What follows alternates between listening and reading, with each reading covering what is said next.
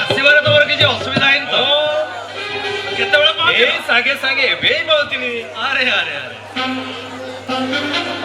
ଦେଖିବ, ମୁଁ ଭାବିଥିଲି ବିଦେଶରେ ରହି ତମେ ଆମ ସମସ୍ତଙ୍କୁ ପୁରା ଭୁଲିଗଲଣି। ଆରେ କସ୍ତୁରୀ, କସ୍ତୁରୀ, ଦେଖିବ କିଏ ଆସିଲେଣି।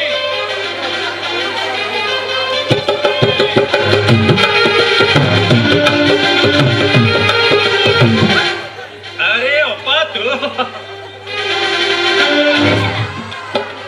ମୋର ଆଜି କେଡ଼େ ବଡ଼ ଭାଗ୍ୟ, ଏତେ ଦିନ ପରେ ମୋ ଭାଇ ମୋ ପାଖକୁ ଆସିଛି।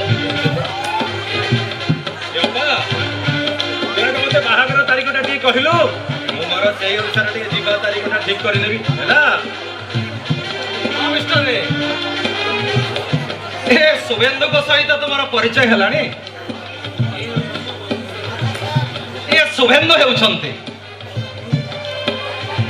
ମୋର ବନ୍ଧୁ ବିଚିତ୍ରାନନ୍ଦ ମହାନ୍ତିଙ୍କର ସୁପୁତ୍ର।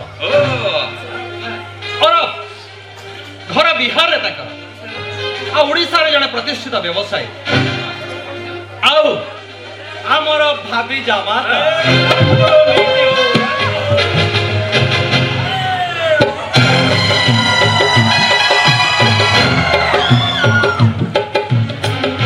ଆଉ ଶୁଭେନ୍ଦୁ ଇଏ ହେଉଛନ୍ତି ମୋର ପ୍ରିୟତମ ଶାଳକ ନିତାର ମାମୁଁ ମିଷ୍ଟର ରେ।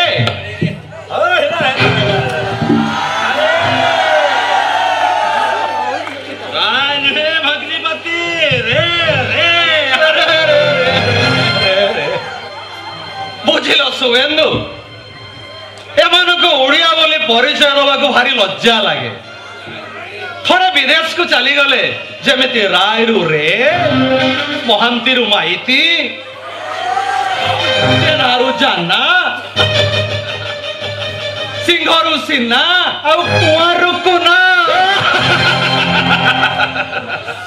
ହଉ ହେଲା ହେଲା, ତୁ ଆଗ ଭିତରକୁ ଆସିଲୁ। ନେଇ ଯାଅ ନେଇ ଯାଅ ନେଇ ଯାଅ।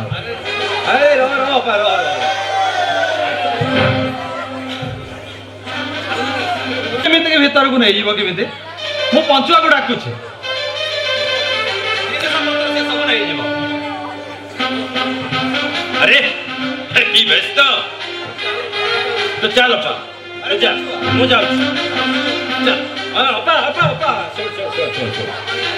तू गोटे काम कलु तू जाई गोटे पखाळ कंसा माने पारे ना जानिचु ना अपा दीर्घ 8 वर्ष हला कायरे मुझे पखाळ कंसार स्वप्न केते थर न देखि कथा तो बुझी पारिबनी